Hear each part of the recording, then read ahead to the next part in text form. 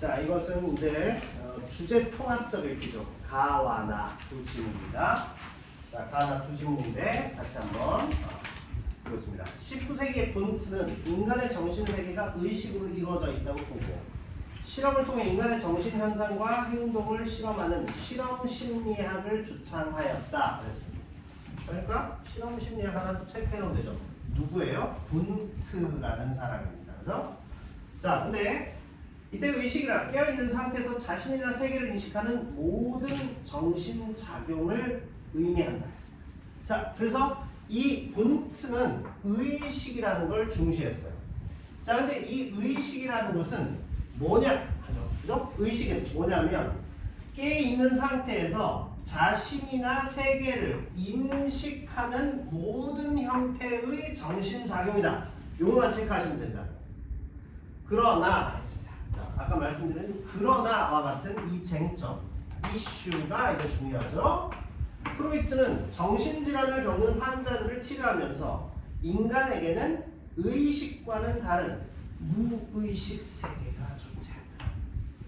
자, 여기서 이제 이 이슈, 쟁점은 뭘까요? 무의식 세계와 의식 세계, 의식이 서로 이제 충돌하는. 의식만 있는 게 아니야. 보니까 무의식이 있어. 이걸 발견한 사람이 누구죠? 바로 프로이트. 지그문트 프로이트라는 사람이죠. 자, 이 사람은 이에 그는 인간을 무의식의 지배를 받는 비합리적 존재다. 자, 여기에서 이제 우리가 알아둬야 되는 배경 지식이 있는데 19세기 정도까지는 합리주의 시대였어요. 인간은 다 합리적인 존재다 이렇게 봤습니다. 그런데 20세기 들어와서 어떻게 됐냐? 비합리적이야 이렇게 봤어요. 인간은 비합리성을 갖고 있어. 우리가 돈 가지고 이렇게 돈을 한 100만 원을 갖고 있으면 100만 원을 잘 이렇게 계획적으로 소비하지 않아요. 뭔가 좀 지르는 거 있죠. 그죠? 비합리적인 소비를 한단 말이에요. 자, 그래서 정신분석 이론이라는 걸 주창했습니다. 다시 말하면 실험심리학이 뭘로 갔다? 정신분석 이론으로 바뀌었다. 그래서 분트에서 프로이트로 갔다라는 거. 자, 이 정도만 보시면 됩니다. 자, 넘어갑니다.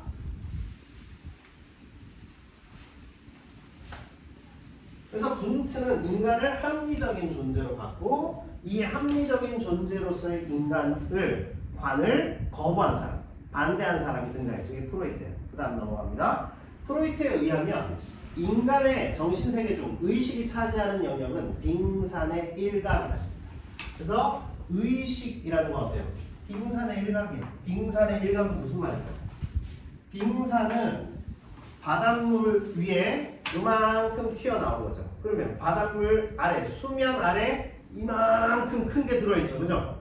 그러니까 의식은 이만큼밖에 안 돼. 나머지는 다 무의식의 세계야. 최초로 발견한 사람이에요. 자, 그래서 무의식이 정신세계의 대부분을 차지한다. 이렇게 했습니다. 자, 무의식이 정신세계의 대부분을 차지. 이 얘기가 핵심이에요. 그래서 무의식의 시면입니다. 시면은 어때요? 깊은 바닥, 깊은 밑바닥 같은 거죠. 시면에는 원초아가 존재합니다. 자, 원초아가 무슨 말인지 몰라도 돼요. 일단 체크해 놓는 겁니다. 무의식에서 의식에 걸쳐 자아와 초자아가 존재한다. 자, 원초아는 성적인 에너지예요. 인간은 남성과 여성, 그죠? 성별이 있어. 성적 에너지를 바탕으로 본능적인 욕구를 충족한다 했어요. 그러면 거기에 우리가 그림이 그려져 있죠. 그러니까 원초아는 뭐죠? 본능. 여기다 써놔 그냥. 이렇게 해놓으면 좋죠. 그죠? 선천적 정신 요소예요. 그죠? 그래서 선천적 타고나는 겁니다. 여기는 여성과 남성. 그죠? 강의하는 선생님 남성, 여학생들은 여성, 남학생은 남성 이렇게 되죠. 그래서 타고난 거잖아. 내 성별을 내가 결정할 수 없죠. 선천적 타고난 거. 자, 원초아입니다. 그 다음에 선천적 정신 요소. 자, 그 다음에 자아는 뭐냐? 자아는 외적 상황으로 인해 충족되지 못하고 지연되거나 좌절된 원초와의 욕구죠. 자, 지연되거나 좌절된 원초와의 욕구가 있어요. 분명히 있단 말이에요. 내가 모든 욕구를 다 충족할 수 없죠. 인간이라는 존재. 자, 이것을 사회적으로 용인될 수 있다. 수용될 수 있다. 용인. 그죠? 받아들여지는 것이죠. 용인될 수 있는 방법으로 충족하려는 욕구예요. 충족이란 말은 그 자체가 이미 욕구입니다. 알겠죠? 자, 그러면 자아는 뭐라고 한마디로? 자아는 뭘까요? 바로 이 좌절된 욕구를 사회적으로 충족하려는 시도입니다. 그죠? 그래서 사회적으로 충족하려고 하는 시도가 이루어지는 것이 자아. 자, 마지막으로 했습니다. 마지막으로 초자아는 그러면 이 자아라는 것은 굉장히 어떤 것 같아요? 사회적으로 뭔가 이렇게 끼워 맞추려는 요소가 강하죠. 초자아는 뭐냐면 도덕률에 따라. 와, 나왔습니다. 도덕률. 규칙이죠.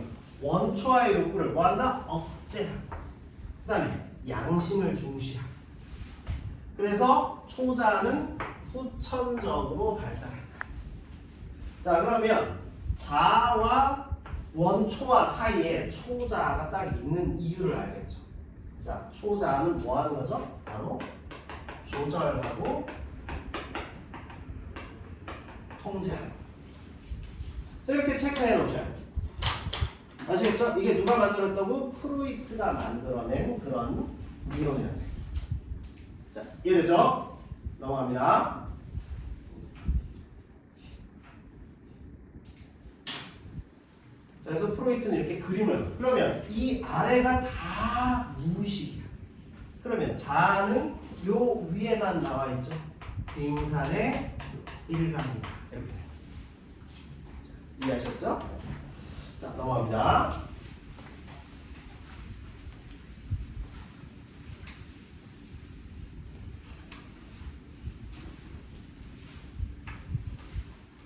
다시 말해서 이거는 원초와는 가장 내가 기본적으로 갖고 있는 선천적인 것이고, 자아라는 것은 그 중에서 사회하고 내가 어느 정도 이렇게 교섭하는 거죠. 사회하고 서로 이렇게 좀 합을 맞추려고 하는. 초자아는 그 안에 들어있는 양심, 억제력, 통제 이런 것을. 자, 이러한 원초와 자아, 초자아는 역동적으로 상호작용해요. 이런 말은 놓치면 안 돼요. 역동적으로 지금 상호작용을 하는구나 했습니다. 그래서 개인의 성격을 형성해요. 캐릭터, 우리가 얘기하는 거 있죠? 성격을 형성합니다. 가령 원초아가 강할 때는 어때요? 원초아, 원래 내가 갖고 있는 생명력이나 기질이 강한 사람들은 좀 충동적인 역할. 자, 초자아가 강해진 거. 이 경우는 어때요? 어렸을 때 막 부모님으로부터 엄격하게 막 교육받고 이렇게 했을 때는 엄격하게 도덕을 지키려는 원칙주의자, 이런 것이 강합니다. 자, 자아는 원초아와 초자아의 요구 사이에서 이것을 조정합니다. 자, 그러니까 초자아는, 원초아는 어때요? 본능이죠. 초자아는 어때요? 억제죠.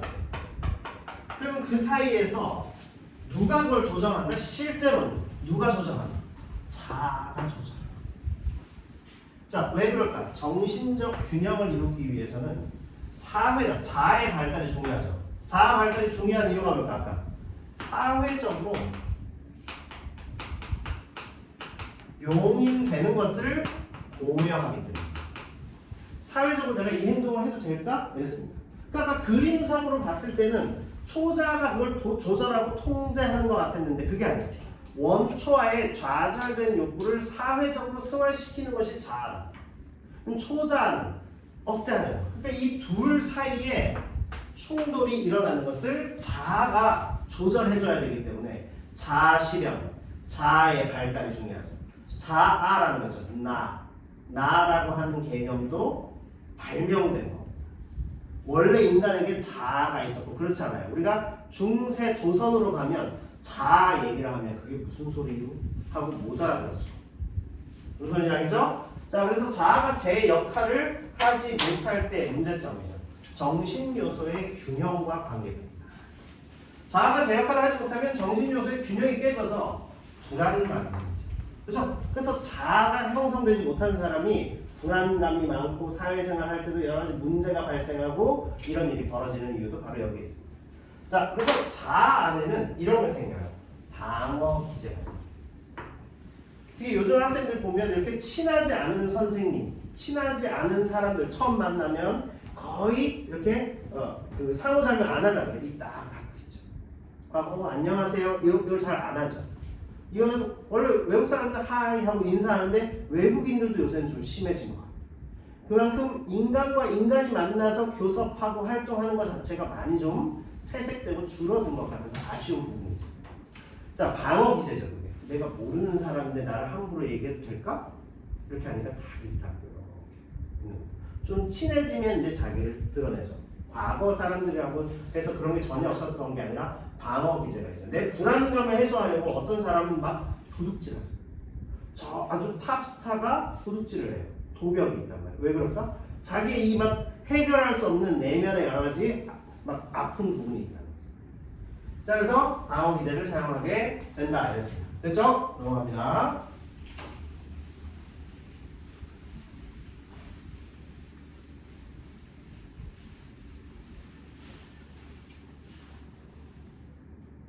대표적인 방어 기제가 바로 억압이나 승화가 있습니다. 이제 방어 기제를 설명해요. 자, 억압은 자아가 수용하기 힘든 욕구를 무의식 속으로 억누르는 것.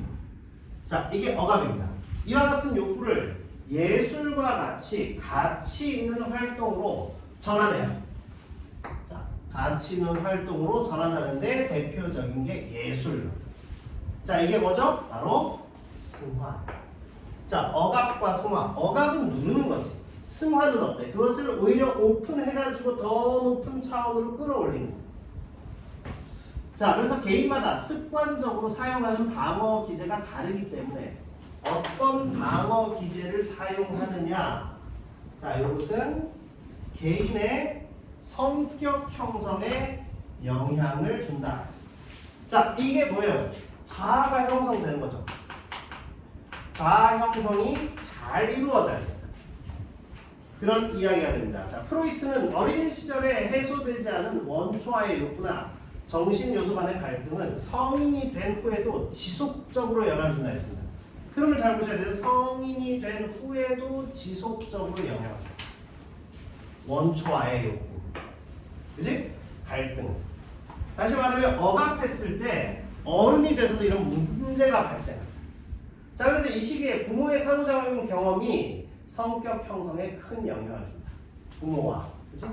그래서 가정교육, 어렸을 때 가정의 분위기 이런 게 매우 중요해요. 너무 엄격하면 사람을 자꾸 억눌러갖고 어두워지죠. 이런 부분이 발생합니다. 그런 얘기입니다. 됐죠? 자, 넘어가겠습니다.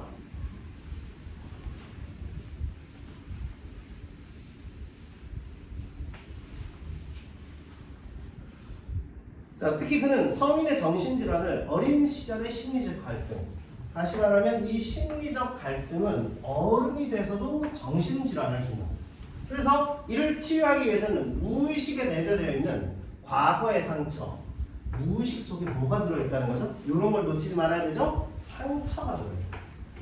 자, 이것을 의식의 세계로 이끌어내야 돼요. 끄집어내야 됩니다. 의식의 세계로 끌어내는 과정, 이것이 뭐죠?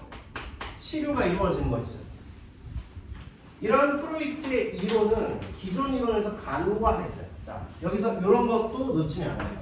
기존의 이론에서 이걸 간과했다.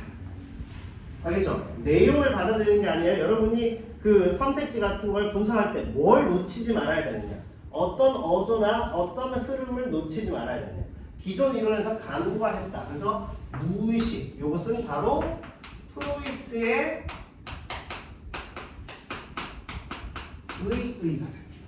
그래서 인간을 좀 더 잘 이해시켰다. 자, 이런 개념이 되겠습니다.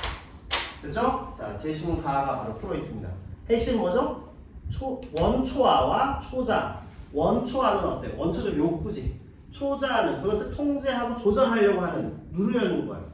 자아는 그 둘 사이의 균형을 잘 맞춰줘야 됩니다. 따라서 자아가 형성이 잘 이루어져야 인간의 심리적 갈등이 잘 해결되고 원만히 조절되고 그 다음에 건강한 성인으로 자라날 수 있다. 성격 형성에 영향을 준다. 이게 자아예요. 자, 이 프로이트의 제자였던 사람입니다. 제자 내지는 조수 내지는 조력자, 협력자 정도 됐던 사람이 바로 융이라는 사람.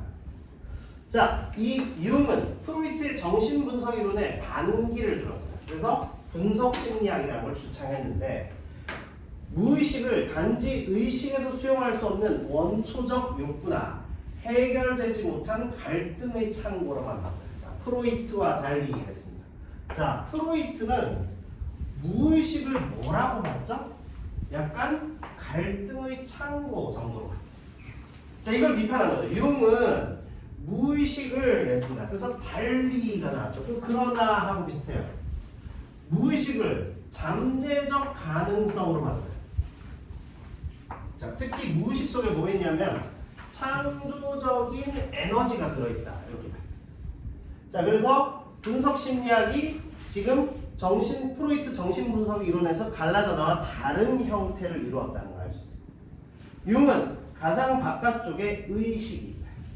그리고 그 안에는 특이한 얘기를 하나 넣어놨습니다. 개인 무의식이 있어요. 그리고 맨 안쪽에는 뭐가 있다? 집단 무의식이 있어요. 개인 무의식이 여기 바깥을 이렇게 여기를 쌓고 있다면 이 안쪽에 집단 무의식이 들어있어요. 그리고 됐죠? 그래서 이 형태가 좀 달라져요. 그러면 여기서 원형이라든지 자기 자신이라든지 이게 뭔지가 그 다음 문단에 나오겠죠? 같이 보겠습니다. 자, 무의식을 인정은 했는데 개인 무의식과 집단 무의식으로 나누었다가 프로이트와의 차이죠. 자, 넘어갑니다. 의식이라는 것은 생각이나 감정, 기억과 같이 인간이 직접 인식하는 영역이에요. 여기에는 자아가 존재해요. 자, 아까 프로이트와 차이점이 있죠. 프로이트는 어때요? 자아가 어디에 있어요? 무의식에도 일부 들어있다. 그런데 의식 속에만 들어있다 그랬습니다. 이게 바로 융의 프로이트와의 가장 큰 차이점이 바로 자아의 영역이죠. 의식을 지배한다. 무의식과 교류한다. 조금 차이가 있죠. 그래서 조정한다. 비슷한 얘기인데 융은 자아가 의식 속에 들어있다 이렇게 얘기해요. 자, 개인 무의식은 의식에 비해 배제된 생각. 자, 개인 무의식은 배제된 것이 들어요. 생각이나 감정, 기억이 존재해요. 자, 그러니까 개인 무의식 속에는 어두운 것이 들어있을 수밖에 없지. 자, 이 어두운 것이 뭐죠? 그림자. 이곳에 존재하는 그림자는 자아에 억압된 또 하나의 나입니다. 또 하나의 나. 자, 그러니까 자아와 그 다음에 개인 무의식의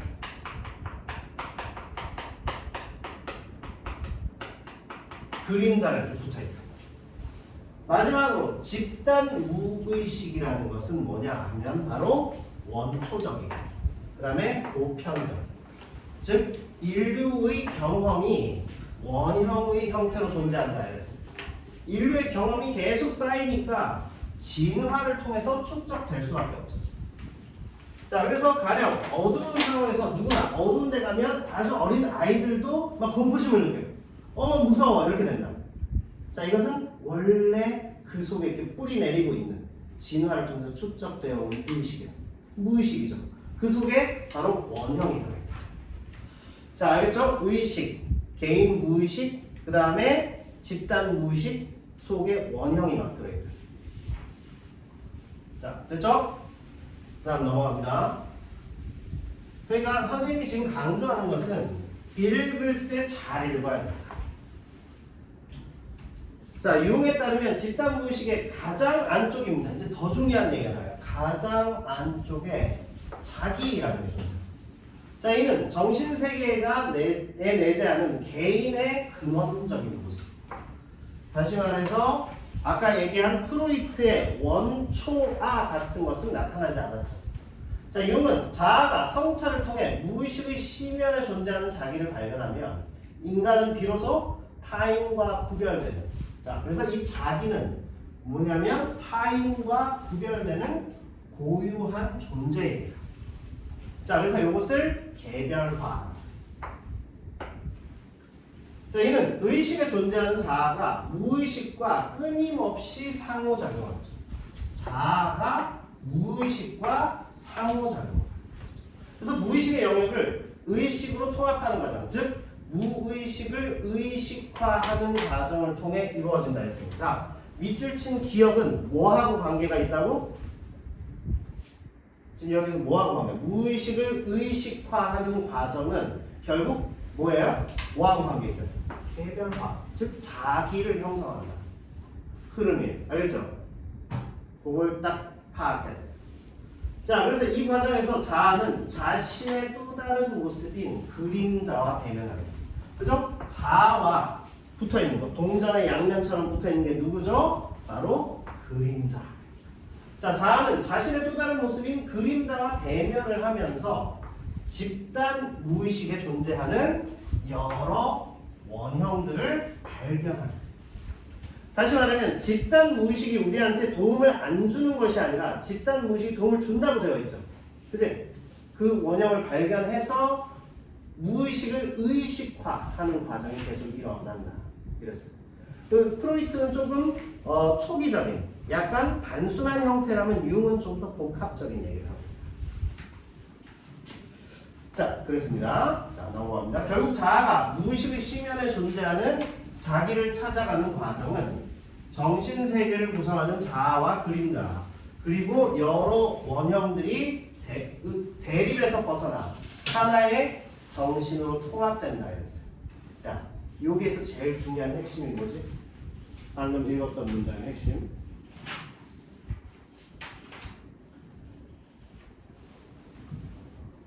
자, 결국부터 과정이라 할 수 있다. 여기까지 핵심 뭐예요? 하율이. 여기서 제일 중요한 내용이 뭘 것 같아?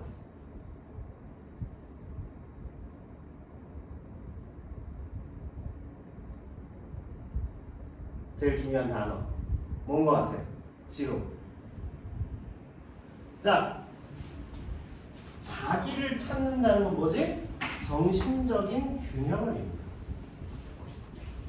그죠? 정신적 균형을 이루면 자기를 찾을 수 있다고. 이게 프로이트와의 가장 차이점이야. 프로이트는 자아가 원초아와 초자아 사이를 막 조절을 한다. 그래서 자아가 잘 형성돼야 돼. 만약에 안 되면 갈등을 끌어내서 치료해야 돼. 이렇게 봤어요. 그렇죠? 근데 무의식의 가장 밑바닥에 깊은 곳에 들어있는 자기, 남과 구별되는 나 자신의 정체성을 찾기 위해서는 정신적 균형을 통해서 자아와 그림자 사이의 갈등 이런 걸 조절하면서 정신적 균형, 그 속에서 집단 무의식 속에 들어있는 원형도 발견합니다. 아, 이런 것이 있구나.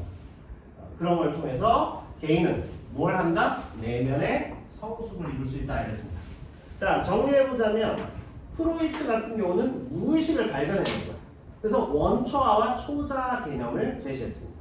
그에 비해서 융은 개인의 무의식도 있고 집단적 무의식도 있는데 그 속에 가장 깊은 곳에 자기라는 것, 존재가 있고, 그래서 정신적인 균형이나 성숙을 이루려면 자기 자신을 찾아내기 위해서 그 속에 들어있는 개인 무의식과 의식 속에 있는 자아 사이의 불균형을 해소해야 된다. 이렇게 얘기해요. 두 개가 구별된다. 됐죠? 자, 문제 하나 보겠습니다. 몇 번을 보시느냐? 30번 볼게요. 자, 가의 프로이트와 나의 융의 관점에서 보기를 이해한 내용은 적절하지 않은 것은. 자, 가는 경건주의 집안 이 얘기를 했습니다. 가. 그러면 1번 볼까요? 자, 프로이트는 엄격한 집안 분위기가 해세의 초자아가 발달하는 데 영향을 주었다고 볼 수 있겠죠? 집안 분위기, 초자아가 뭐라 해서 통제하고 조절한다 했잖아요. 그죠? 통제와 조절 가능하다 했습니다. 자, 나옵니다. 자유분방한 기질로 인해 자유분방한 기질, 이것이 뭘까요? 프로이트는 이걸 뭐라고 얘기했을까? 원초아라고 얘기했겠죠. 그죠? 자, 프로이트는 해세의 불안감을 원초아와 초자아의 요구를 자아가 제대로 조정하지 못한 결과다. 자, 자유분방한 기질과 그 다음에 교육 방식. 그죠? 자, 얘는 원초아. 그 다음에 이거는 초자아가 형성되는. 자, 그래서 불안감, 자아가 균형을 얻지 못한다 했습니다. 자, 볼까요? 원초아와 초자아의 요구를 자아가 제대로 조정하지 못한 결과다. 어때요? 맞죠? 이렇게 보면. 자, 세 번째 거 보세요. 잠재된 문학적 재능을 받는. 잠재된 문학적 재능이 있어요. 예술로 승화시키는 거. 이 얘기가 나오죠? 왕성하게 작품 창작을 합니다. 그래서 불안에서 벗어났어요. 즉, 승화가 이루어졌다. 자, 3번 가볼까요? 프로이트는 해세의 왕성한 창작 활동을 승화로, 융은 이를 무의식의 창조적 에너지의 발현. 비슷한 얘기죠, 그죠? 가능했다. 자, 다시 말하면 방어 기제로서 프로이트가 얘기한 것과 융은 창조적 에너지 얘기. 자, 다시 네 번째, 아버지의 죽음이라는 사건을 경험합니다. 그래서 심한 우울증이 생깁니다. 자, 아버지의 죽음 그랬습니다. 4번 가볼게요. 프로이트는 해세의 우울증을 유년기의 불안이 재현된 것으로, 융은 이를 자아와 그림자가 통합된 것으로. 자, 자아와 그림자가 통합되면 균형이 되죠. 그죠? 그런데 이건 뭐라고 했어요? 우울증을 경험했죠. 그러니까 균형을 얻지 못했다는 거죠. 그래서 답은 4번입니다. 유년기 불안이 재현된 것, 여기까지는 맞아요. 근데 뒷부분이 틀려요. 자, 5번. 융은 해세가 성찰하는 글쓰기 활동을 통해 자기를 발견하는 과정입니다. 자기 발견이죠. 그죠?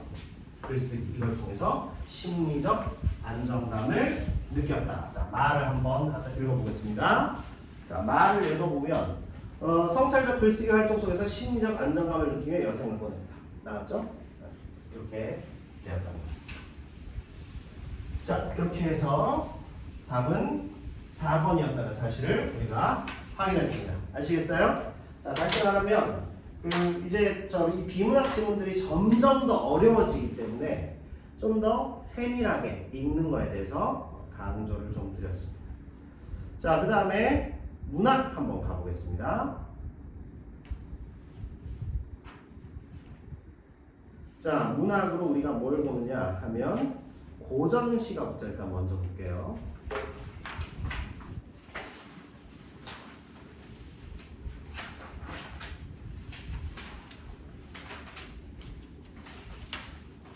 앞쪽에 있었습니다. 자, 8페이지입니다.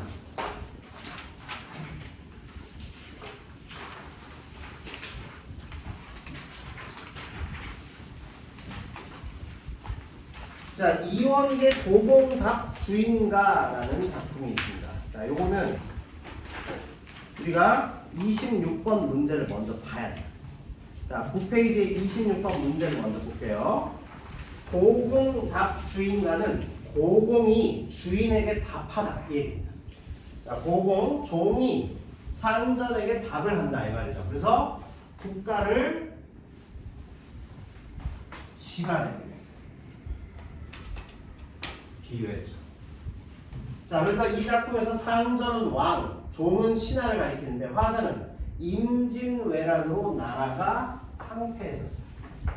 그리고 위계 질서가 무너진 상황입니다.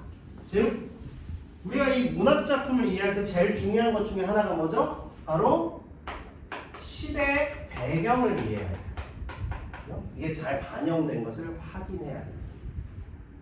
자, 그래서 여기서 나타난 사회 문제가 바로 당파 싸움입니다. 사회가 어지러울수록 그 뒤에 숨어서 권력을 혼자 차지하려는 사람들이 생깁니다. 권력을 강화하려면 사람들은 지금 막 살기 바쁘니까 권력을 강화하기 위해서 뒤에서 엉뚱한 짓을 하죠. 부정부패를 잡고. 그래서 재물을 탐하는 신하들을 비판합니다. 자, 그래서 이 탐과 고의가 바로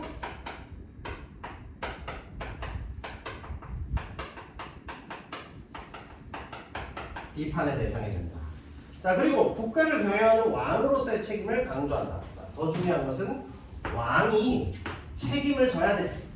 요걸 강조했다. 아시겠죠? 아, 그러면 이 작품 우리가 뭔지 몰라도 일단 26번 문제 보기를 본다면 배경을 이해할 수 있게 됩니다. 아, 임진왜란 이후에 어지러운 현실 속에서 왕이 책임을 져야 한다는 걸 강조하면서 부정부패를 일삼고 당파 싸움을 하는 그 관료들, 양반 관료들을 비판하는구나. 자, 이것을 이해할 수 있다. 되었죠? 자, 그러면 본문을 한번 같이 보겠습니다. 자, 나는 이럴 망정. 나는 지금 이런 상황인데 이 말이에요. 외방의 늙은 종입니다. 외방이란 말은 혹시 우리 그 한국사에서 외거노비, 솔거노비야 배운 적 있어요? 들어본 적 없어? 예전에 종이 집에서 데리고 사는 사람, 식솔 이런 말 있죠. 데리고 그냥 일을 시키는 솔거노비가 있습니다. 그런가 하면 예전에는 저 막 논밭이 멀리 있었죠. 그럼 거기에 집을 하나 지어주고 거기서 그 농사도 짓고 그 다음에 살림도 관리하고 하는 바깥에 살게 하는 노비들이 있었어요. 그거를 외거노비라고 합니다. 자, 그래서 외방의 늙은 종이라는 말은 뭐냐면 바깥에서 일하면서 수시로 보고하러 들어오는 늙은 종이죠. 공물을 바치고 그래서 그때 수확한 걸 집에 갖고 오는 거예요. 바치고 돌아갈 때 하는 일을 다 보았네. 자, 관찰자적 위치에서 지금 봤다는 얘기. 고발한 거죠. 우리 댁 살림이 예부터 이렇던가 했습니다. 전민이 많았다. 전민이 많았다. 즉 농사를 짓는 사람들이 많았다. 그러니까 농사 짓는 일을 생업으로 삼는 사람이라는 뜻입니다. 전민이 많다는 말이 일국에 소문이 났다 했습니다. 자, 그래서 조선 건국 이후에 풍요로웠던 과거죠.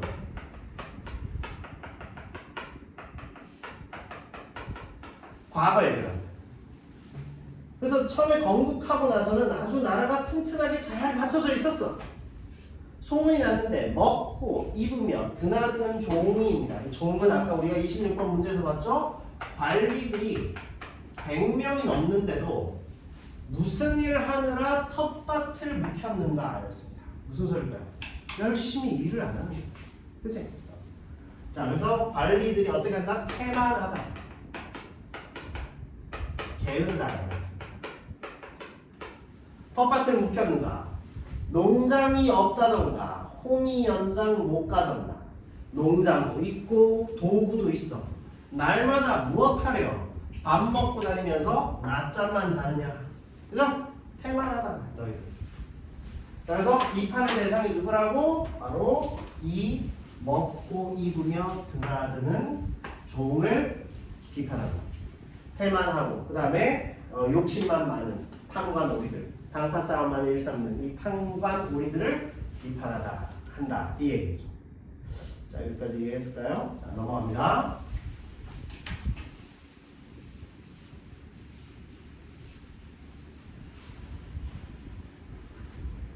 자, 우리 댁 종의 버릇 보노라면 이상하다. 자, 소먹이는 아이들이 상마름을 능욕해요. 상마름, 다시 말하면 위계 질서가 무너진 거죠. 자, 오고 가는 어리석은 손님이 큰 양반을 기롱한다 했습니다. 기롱, 남을 속이거나 비웃는다. 그죠? 속였다. 그러니까 계속 이렇게 놀리고 비웃고 이렇게 합니다. 위계 질서가 없어져 버린 거죠. 그릇된 재산입니다. 다른 꾀로 제일을 한다 했습니다. 그러니까 어때요? 그릇된 재산은 부정부패를 일삼죠. 그릇된 재산과 다른 꾀로 제일을 하니 큰 집에 많은 일을 뉘라서 함께 할까? 무슨 법? 누가 함께 할 수 있을까? 무슨 법이에요? 표현법. 함께 할 수 있는 사람이 있다는 거 없다는 거? 없다는 것이죠. 자, 서로의 법이죠. 누가 함께 할 수 있을까? 그치? 그러니까 어때요? 일꾼이 없다라는 거예요. 국가를 경영할 수 있는 제대로 된 사람이 없어요. 곡식창고 비었거든 창고지기인들 어찌하며 세간이 흩어지니 질그릇인들 어찌할까. 자, 그러니까 어때요? 나라, 여기에서는 집안이죠. 나라 경제가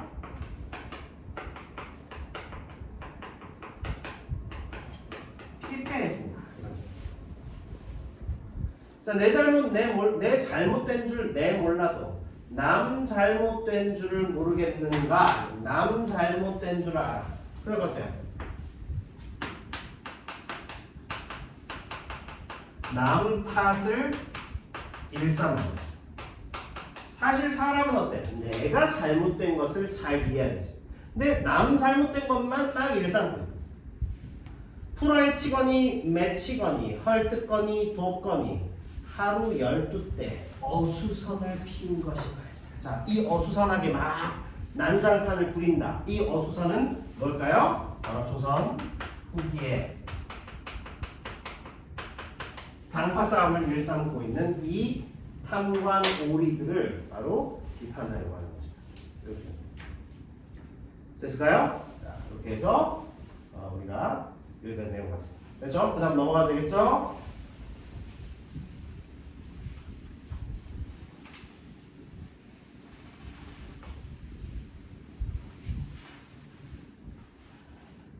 자, 크게 기운 집에 크게 기운 집은 무슨 뜻일까요?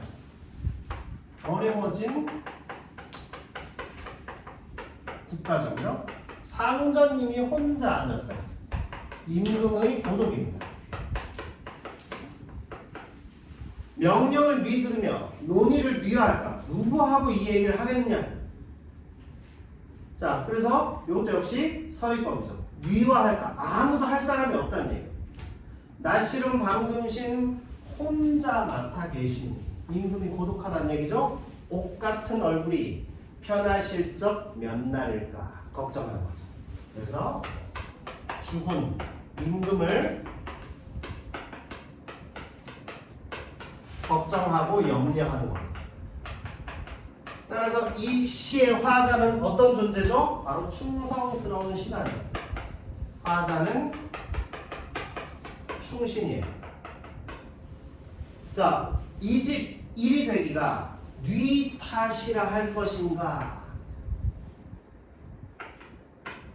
문이에요. 물음이죠.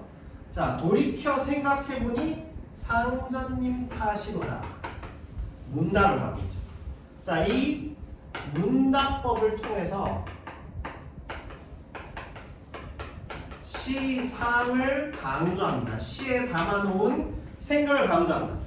이 집 일이 되기를 누구의 탓이라고 할까요? 생각 없는 종의 일은 묻지도 아니하려니와 당연히 얘네 잘못이지 이 말이야. 탐관 오리들, 그지? 자기 권력욕에 빠져 있는 이 당파 싸움을 일삼는 관리들 잘못은 당연하고 사실은 당신 탓이에요. 이렇게 됩니다. 아시겠죠? 상전님이 잘못 운영하셨기 때문에 이런 일이 벌어진 겁니다. 그런 거죠. 리더가 똑바로 해야 되는 것이죠. 자, 됐죠? 지금 우리가 문답법을 사용합니다.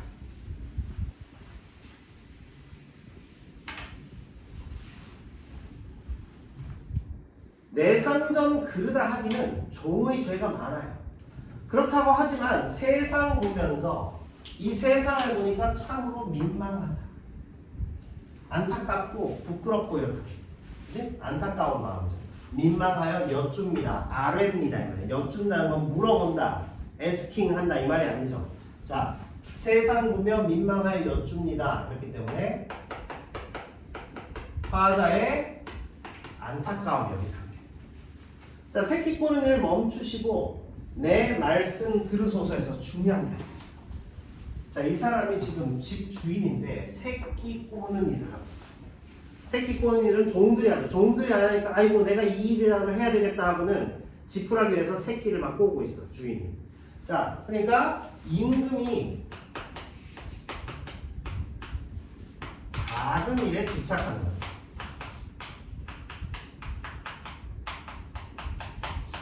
혹은 뭐 작은 일만 일삼고 자 이리 와서 이 새끼를 꼬도록 해라. 그 다음에 살림 전체를 보면서 리더는 그런 일을 하는 사람이잖아요. 그런데 새끼 꼬는 일을 하고 있어.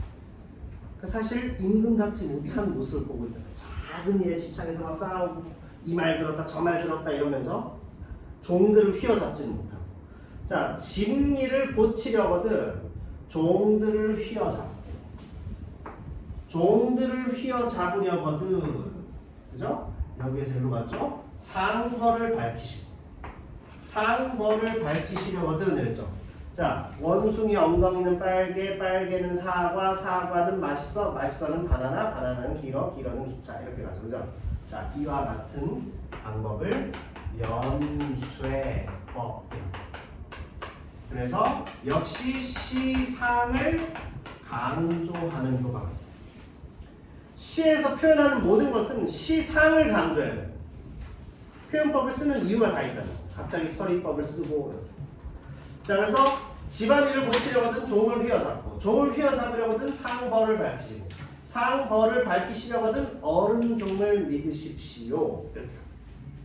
자 그러면 중요한 게 하나 있죠? 첫 번째 기강을 확립시키는 거죠.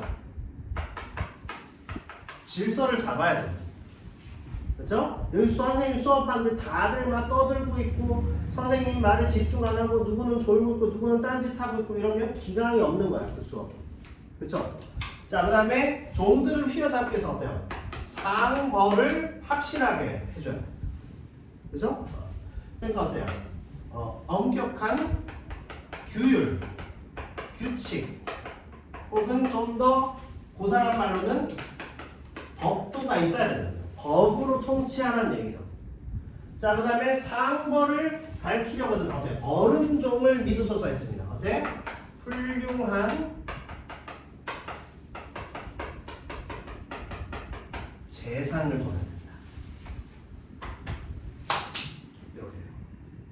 자, 진실로 일하시며 가도가 절로 일 것입니다. 가도는 어때요? 집안에서 마땅히 지켜야 할 도덕적 규범, 즉 국가 질서, 확립, 그죠? 그리고 국가적인 혼란, 국난을 극복할 수 있다. 저 이렇게 얘기한 거예요. 무슨 소리인지 알겠죠? 자, 이거 실제로 이대부고나 대화여고나 덕성여고나에서 출제됐던 건데 이거 냈어요. 올해도 이런 것들 3월 모의고사에 나오고 출제된다. 아시겠죠? 네. 자, 이렇게 해서 고공답 주인가 봤습니다. 26번 문제 풀이하고 좀 쉬겠습니다. 자, 26번에 1번 보겠습니다. 자, 나라가 황폐해진 상황이 예전부터 지금까지 이어지고 있다. 밑줄 친 기억이 뭘까요? 우리 댁 살림이 예부터 이렇던가. 전민이 많단 말이 일국에 소문이 났다. 이랬죠. 그죠? 나라가 황폐해진 상황이 예전부터 지금까지 이어졌다. 맞아요? 틀려요? 맞을까요? 틀릴까요? 틀리죠. 예전에는 어때? 전민, 농사 짓는 사람들이 많았다는 소식이 한 나라 전체에 소문이 났을 만큼 훌륭한 집안이었다. 그러니까 다른 나라에 막 소문이 널리 퍼져 있을 만큼 조선은 훌륭한 국가였는데 지금 왜 이렇게 됐느냐? 이렇게 얘기한 거죠. 그래서 답은 적절하지 않은 거기 때문에 1번. 그죠? 자, 2번. 니은 상하 위계질서. 종들이 상발음을 능욕해요. 그죠? 기강이 해이해져. 맞죠? 자, 디귿. 그릇된 재산 모아서 다른 때로 자기 일을 하면서 큰 집에 많은 일을 누가 하겠느냐? 그죠? 부정한 방법으로 재물을 탐한다. 부정부패. 맞죠? 자, 리을다. 풀어 해치거니 매치거니 헐뜯거니 돕거니 하루 12때 어수선을 피운다. 당파 싸움을 일삼고 있다. 자, 그 다음에 미음입니다. 생각 없는 종의 일은 묻지도 않으려니와 돌이켜 생각하니 당신의 책임이 있어. 상전의 타시로 다했다. 왕에게도 책임이 있다. 이렇게 맞죠? 답이 1번. 그러니까 우리 댁 살림이 예부터 이렇던가 전민이 많단 말이에요. 일국에 소문이 났는데 나라가 황폐해진 것은 최근에 와서 일어난 일이지 과거에는 우리 튼튼한 국가였어. 이렇게 얘기했다. 그죠? 자, 학교 시험, 내신 시험은 이 정도로 안 나옵니다. 안 나와요. 특히 말을 막 꼬아거리기 때문에. 그래서 거기에 속게 만들기 때문에 헷갈려요. 내신 시험 내기는 또 다른 차원의